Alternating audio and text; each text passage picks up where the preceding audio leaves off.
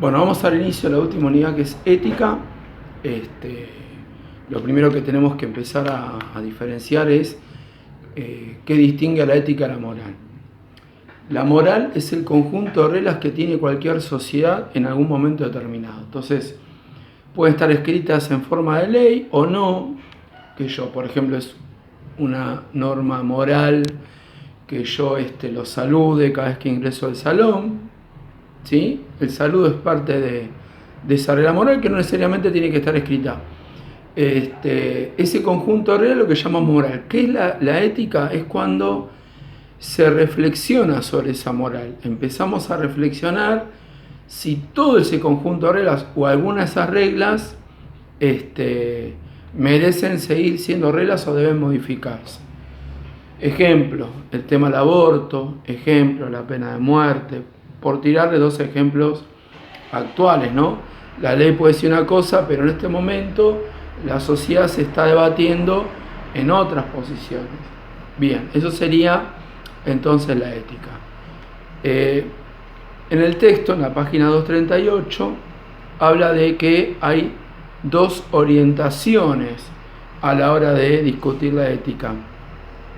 Por un lado, teniendo en cuenta los resultados y las consecuencias de la acción, porque entendamos que cada acción que nosotros tenemos tiene una reflexión ética, o bien medir por fuera de ese efecto, como parte de unas costumbres. Entonces, en el párrafo siguiente va a decir que no solamente nos podemos basar a la hora de reflexionar éticamente en cuestión de la razón. Esta es una posición, la razón, recordemos que es bien de los iluministas, de Kant y Descartes y toda esa gente, sino que se obedece también a cuestiones tradicionales y culturales. Esas van a ser un poco las posiciones. Bien, dicho esto, vamos a empezar entonces con la ética antigua. Son dos autores, Platón y Aristóteles. Vamos a arrancar con Platón. Tanto Platón como Aristóteles parten de la misma idea, es la idea del eudemonismo, ética eudemonista. ¿Qué quiere decir? La búsqueda de la felicidad, ¿sí? Pero ojo, porque la búsqueda de la felicidad, que tiene que ver con el placer, no tiene que ver solamente con placeres físicos, sino que esos placeres tienen que ser intelectuales. Por eso, como buenos griegos, parten de la idea de que todo tiene que ser en una completa armonía, cuerpo y alma armoniosos. Los placeres que tienen que acompañar, dicen al final de la 239, son los que tienen que venir o tienen que ir por el lado de la salud, la bondad, la sobriedad, etc. Bien, en el tercer párrafo de esa página 239 se plantea, y volviendo siempre a Platón con su libro de la República, este concepto de la idea y no del objeto, ¿no? Cuando uno dice, bueno, ¿qué es la belleza o qué es la salud? Partimos del ideal. Recordemos que es el que escribe la alegoría de las cavernas y habla de este sujeto que encuentra la verdad cuando se libera. Bien, ¿por qué digo esto? Porque el mundo de las ideas, lo perfecto, no está en el mundo sensible. Y acá lo que tenemos que entender es esto. Para Platón, a diferencia de Aristóteles, cuerpo y alma, si bien componen a los seres humanos, son dos cosas separadas.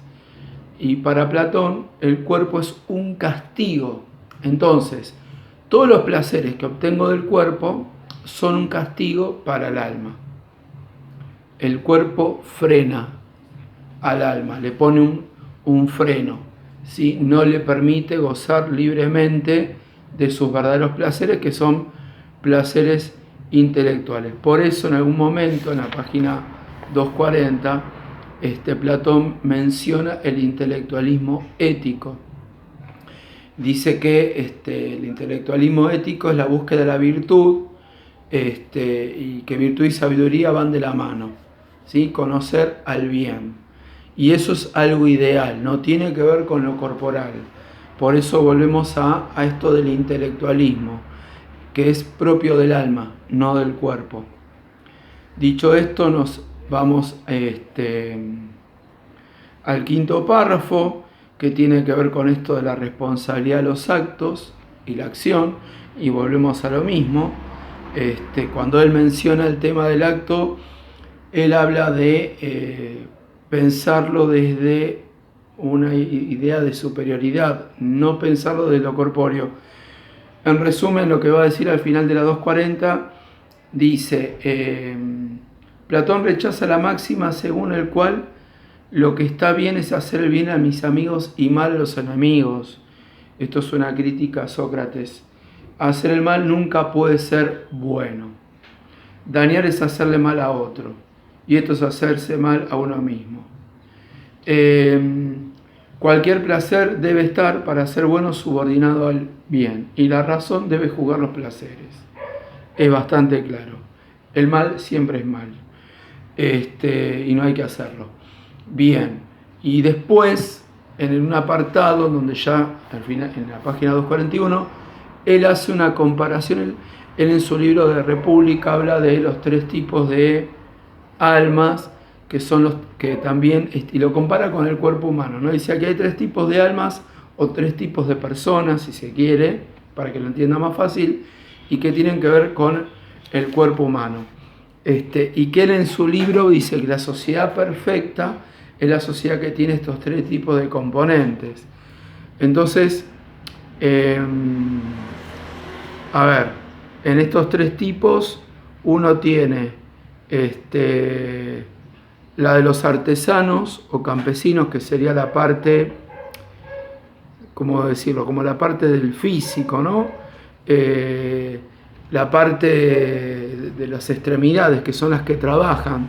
Después dice la de los guardianes, que tienen que cuidarnos, que esa es la parte del pecho, porque tiene que ver con lo pasional, con lo de ser pasional en cuanto al cuidado, la defensa, las guerras. Y por otro lado, la que manda, ¿no? La que dirige, que serían los gobernantes. Los filósofos reyes, va a decir, no en este texto, pero es el término que utiliza Platón. Pero que un cuerpo armónico no puede tener una parte sí y otra no, tiene que tener los 3 en armonía. Esa es un poco la idea de él, como que divide a las personas en categoría, algo que también ya lo vimos en otro texto, por ahí lo hizo Aristóteles, ¿no?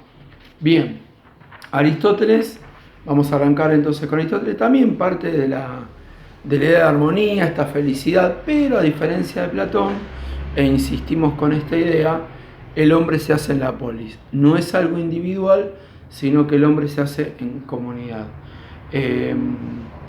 Y para esto se necesita una práctica. Por eso es importante la educación para Aristóteles, porque para lograr el ciudadano modelo no es solamente estudiar, sino poner en práctica las virtudes. Él va a decir que hay 2 tipos de virtudes, las intelectuales y las éticas. La intelectual, sabiduría y prudencia, y la ética tiene que ver con el hábito de hacer las cosas bien. Y que ese hábito de hacer las cosas bien siempre va a depender del contexto en el que estemos viviendo. Hay que tener en cuenta lo que nos está rodeando. Ahora bien, estas virtudes no van por separado, van juntas. Tenemos que practicarlas juntas. Necesitamos de la sabiduría y necesitamos de la prudencia para poder llevar en práctica este hábito de hacer las cosas bien, siempre.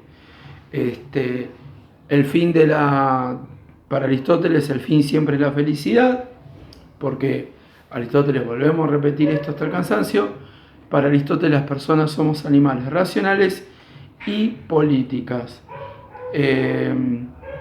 Lo racional es contemplar los placeres intelectuales, los que nos hacen mejores personas, y volvemos a esto de la sabiduría y la prudencia. Y la política, porque es donde ponemos en práctica este hábito de hacer el bien, en comunidad, nunca solos. Es la búsqueda del sujeto y la búsqueda del punto medio, justo medio. Que es justo medio, no es un promedio, sino que tiene que ver con la situación que estoy viviendo en lograr ese justo medio. Él pone como ejemplo, pone al temerario y al cobarde, ¿no? como ejemplo. Dice, el temerario es el que no le importa morir y cobarde es el que no va a pelear porque tiene miedo de morir. El punto medio, el justo medio sería el valiente, porque es el que, si bien tiene miedo de morir, enfrenta el problema, va a la guerra o a donde tenga que enfrentarse. Este justo medio se va a lograr, insisto, desde la visión aristotélica, con este hábito y poniendo en práctica estas sabidurías que acabo de mencionar. Bien, con esto terminamos Edad Antigua.